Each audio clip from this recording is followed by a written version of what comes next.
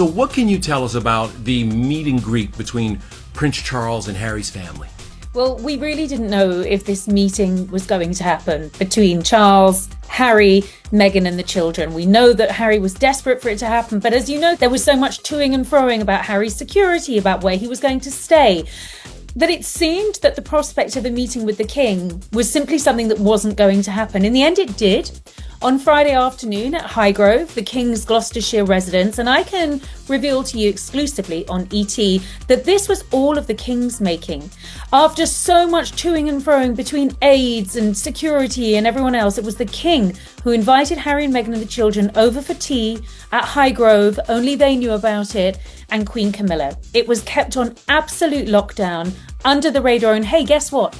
No need for round-the-clock protection. There were no pictures. Harry was safe at all times. And very few details, in fact, barely any, have been revealed about that meeting, which is just what the King wanted. How do you think William felt about this meeting, knowing that his animosity towards Harry is so deep-seated? I think it would have been really difficult for William on two levels. I'm told that him and Catherine were not aware that the meeting was happening, so I think he's going to feel sort of slightly shut out in that respect. And of course, inevitably, with his father opening the door for that reconciliation, of course it puts pressure on William too as well. There will be people saying, well, if the King can forgive Harry and move on, why can't William? And then that really fundamental issue of that sense of unity at the heart of the royal family does pose the question, what on earth is going to happen when, we hope sometime long in the future, William is king? Is it going to be the case that he is estranged from his brother even then?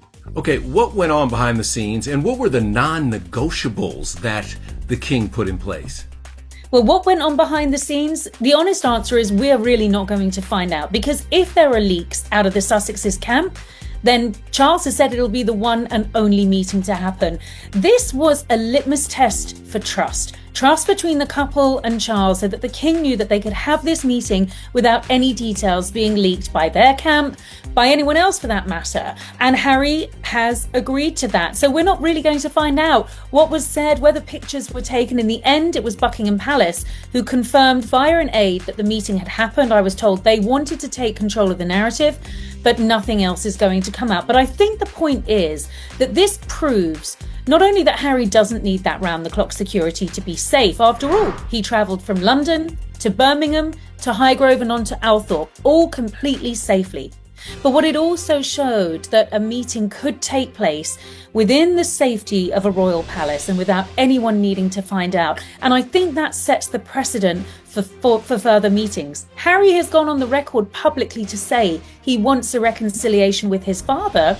The King has just proven that when you take everyone else out and deal directly with Harry and Meghan, with the Queen involved and no one else, it was a success.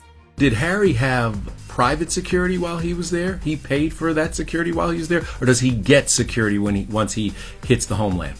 Harry's security when he's over in the UK is decided on a case-by-case basis. On this occasion, it was deemed he wasn't going to get the round-the-clock, taxpayer-funded police protection that he desperately wanted. That's why his travel plans were in chaos. That's why Meghan wasn't available to be at any of the public engagements. Harry paid for his own private security. He picked up the bill and he was absolutely safe while he was over here. Now, as you know, Harry's gone to the High Court and to the Court of Appeal over the Home Office's refusal to give him state payer-funded security. But I think what this trip shows is he can go about his business. He was perfectly safe. Let's not forget, this is a week where a politician was murdered in the United Kingdom. Harry was absolutely fine, and so perhaps this will just set a new precedent for Harry when he comes over to the UK. He was delighted that his children came in. They came into the UK without anyone knowing. They were not photographed and no one really knows anything about this meeting other than that it happened. And I can tell you that not even William and Catherine knew that the meeting was going ahead. It was that top secret. Okay, so let me ask you this, though.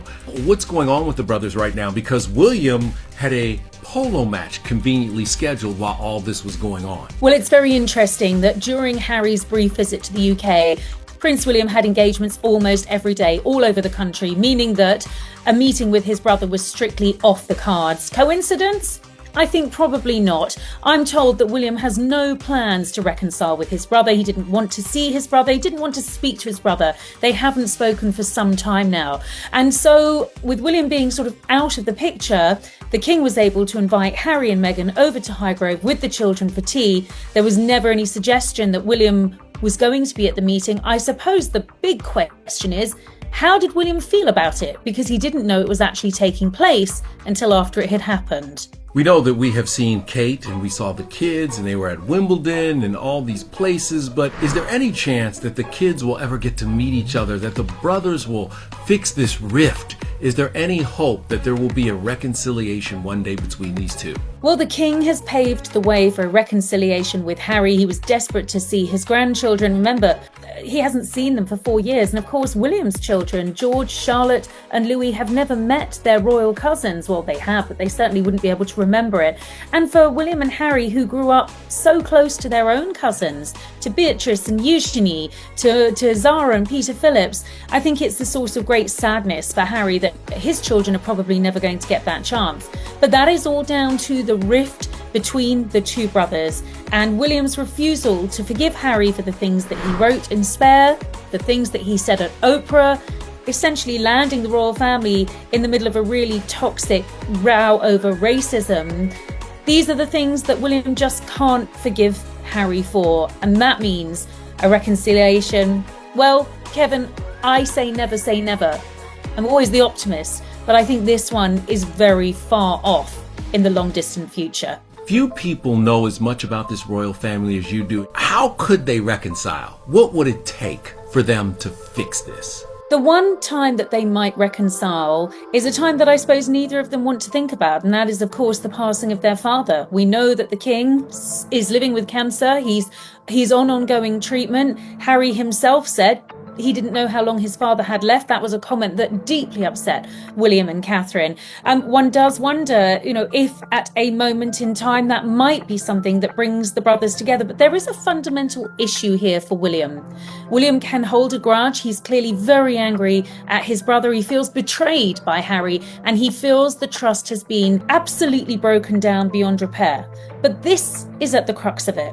The royal family are meant to present an image of unity. We look to them as role models. We look to them as a family.